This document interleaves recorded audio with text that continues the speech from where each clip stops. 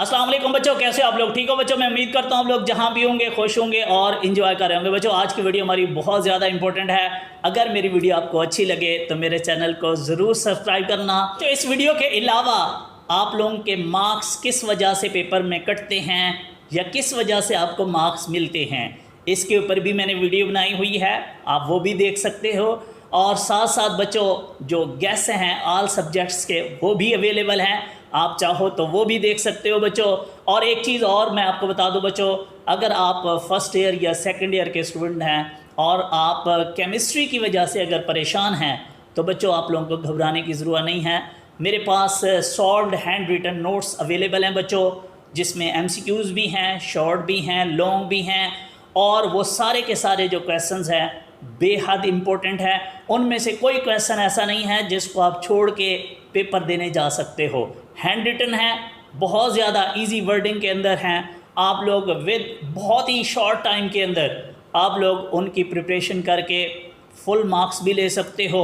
और अगर आप उसमें से थोड़े बहुत क्वेश्चन तैयार कर लो तो आप इजीली पास भी हो सकते हो। वो इम्प्रूवर लोग जो पार्ट फर्स्ट इम्प्रूव कर रहे हैं या पार्ट 2 इम्प्रूव कर रहे हैं या कोई सब्जेक्ट इम्प्रूव कर रहे हैं, कुछ बच्चों ने मुझसे कुछ क्वेश्चन पूछे हैं, वो उनके आंसर मैं शेयर करने लगा हूं बच्चों। सबसे पहला क्वेश्चन ये है कि बच्चे पूछ रहे हैं कि सर हम लोगों ने इम्प्रूवमेंट का हमारे पास चांस था, सर हम लोगों ने इम्प्रूव कर रहे हैं लेकिन इस टाइम हमारी प्रिपरेशन नहीं है, हम चाहते हैं कि जो आगे सप्लीमेंट्री का एग्ज़ाम आएगा हम उसमें अपेयर होना चाहते हैं, तो क्या सर ये जो हमारा चांस है ये रिमेन रहेगा, ये बाकी रहेगा?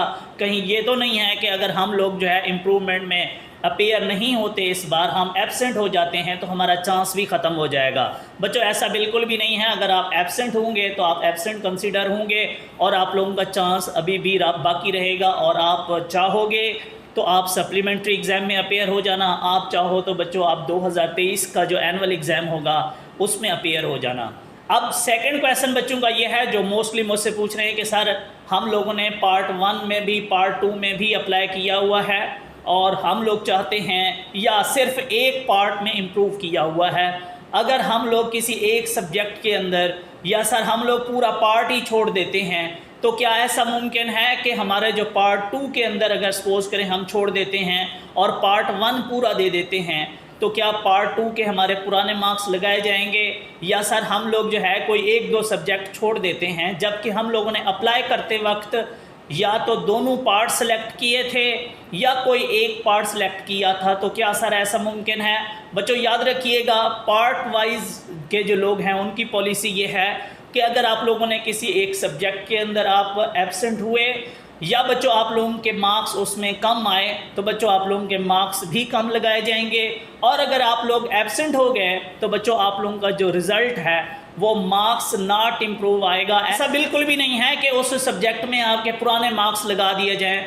बच्चों याद रखिएगा जब भी आप पार्ट वाइज अप्लाई करोगे तो आप लोगों का टोटल रिज़ल्ट देखा जाता है, उसमें अगर आप एब्सेंट होते हो तो आप लोगों का रिज़ल्ट नॉट इम्प्रूव आता है, बट आप लोगों के पास चांस रिमेनिंग रहेगा, आप लोगों के पास चांस बाकी रहेगा और आप लोग जो है अपने जो सप्लीमेंट्री एग्ज़ाम है या एनुअल 2023 होगा उसमें आप अपेयर होके आप अगेन अपने मार्क्स इम्प्रूव कर सकते हो।